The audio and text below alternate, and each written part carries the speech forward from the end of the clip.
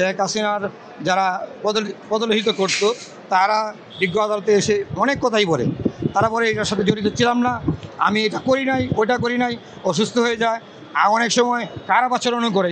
এটা আমরা মাথায় নেই না। বিজ্ঞ আদালতে উনি বলেছেন এসব ঠিক না, এটা সত্য না, এটা বলেছি। সাবেক প্রধান বিচারপতি ওনাকে বিজ্ঞ আদালতে সুনির্দেশ দেখানো হয়, বিজ্ঞ আদালত এইসবের বক্তব্য শুনেন এবং শুনে ওনার সুনির্দেশ মঞ্জুর করেন এবং পরবর্তী সময়ে 10 দিনের রিমান্ড চায়।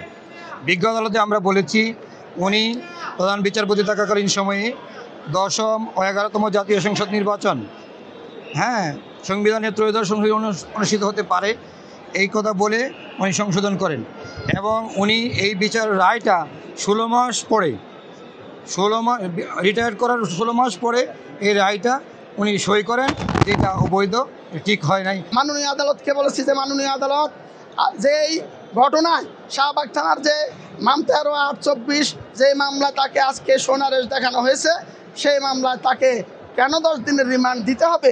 কারণ এই ধারা এখানে পেনাল কোডের 219 এবং 466 ধারার অভিযোগ আনয়ন করা হয়েছে। 2 ধারারই সাজা হচ্ছে 7 বছর করে।